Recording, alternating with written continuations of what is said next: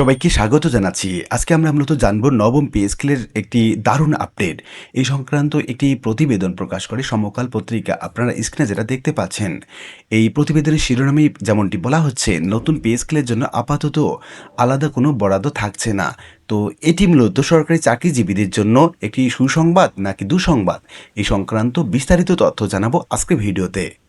আমরা যেমনটা দেখছিলাম সমকাল পত্রিকায়, যেটা বলা হচ্ছে, সরকারি চাকরিজীবীদের জন্য নতুন বেতন কাঠামো বা পে স্কেল আংশিকভাবে বাস্তবায়নের পরিকল্পনা থাকলেও আগামী 2026-27 অর্থবছরের প্রস্তাবিত বাজেটে এই খাতে আলাদা কোনো অতিরিক্ত বরাদ্দ রাখা হচ্ছে না। তবে অর্থ মন্ত্রণালয়ের কর্মকর্তারা বলছেন, প্রয়োজনীয় অর্থের সংস্থান অন্য খাতের থোক থেকে, অর্থাৎ থোক বরাদ্দ থেকে অপ্রত্যাশিত ব্যয় বাবদ সংরক্ষিত অর্থ থেকেই এই ব্যয় করা হবে।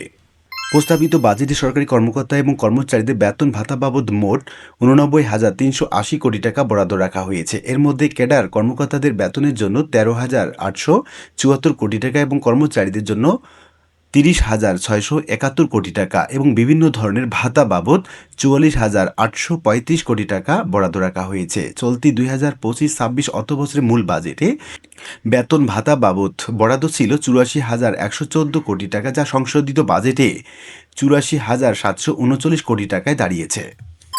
অর্থ মন্ত্রণালয় সংশ্লিষ্ট কর্মকর্তারা জানান, আগামী অর্থবছরের শুরু অর্থাৎ জুলাই থেকে নতুন বেতন কাঠামো আংশিকভাবে বাস্তবায়নের পরিকল্পনা রয়েছে। প্রাথমিকভাবে মূল বেতন বৃদ্ধির প্রায় অর্ধেক সুবিধা কার্যকর করা হতে পারে, তবে অন্তর্বর্তীকালীন সরকারের গঠিত পে কমিশন যে সুপারিশ করেছিল তা সরাসরি বাস্তবায়ন সম্ভব নয়। পে স্কেলের সুপারিশ পর্যালোচনার জন্য সরকার একটি সচিব কমিটি গঠন করেছে। কমিটি এখনও তাদের চূড়ান্ত সুপারিশ জমা দেয়নি। সংশ্লিষ্ট সূত্রগুলো বলছে, সচিব কমিটি বেতন বৃদ্ধির হার কিছুটা কমিয়ে সংশোধিত প্রস্তাব দিতে পারে, তবে নতুন বেতন কাঠামো বাস্তবায়নের ক্ষেত্রে অর্থ সংকট বড় বাধা হবে না বলে জানিয়েছে অর্থ মন্ত্রণালয়। কর্মকর্তারা জানিয়েছেন, বাজেটে বিভিন্ন খাতে প্রায় 37,000 কোটি টাকা বরাদ্দ রাখা হয়েছে।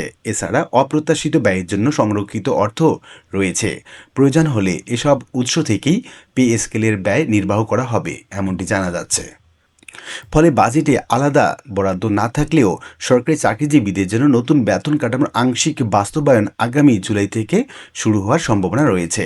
উল্লিখিত আলোচনা থেকে আমরা এটুকুই বলতে পারি যে, নতুন পে স্কেলের জন্য আপাতত আলাদাভাবে কোনো বরাদ্দ না থাকলেও থোক বরাদ্দ রাখা হচ্ছে, যেখান থেকে নতুন পে স্কেলের জন্য অর্থাৎ অতিরিক্ত যে বেতনটা দেয়া হবে সরকারি কর্মকর্তা এবং কর্মচারীদের জন্য, সেখান থেকেই সেই থোক বরাদ্দ থেকেই তাদের টাকাটা দেয়া হবে। এক্ষেত্রে সরকারি কর্মকর্তা এবং কর্মচারীদের জন্য দুশ্চিন্তার কিছু নেই। আশা করি বিষয়টি বুঝতে পেরেছেন। আর আজকে ভিডিওটি এ পর্যন্তই। ভিডিওটি ভালো লাগলে লাইক কমেন্ট করতে ভুলবেন না। দেখা হবে অন্য কোনো ভিডিওতে। সেই পর্যন্ত ভালো থাকবেন। ধন্যবাদ।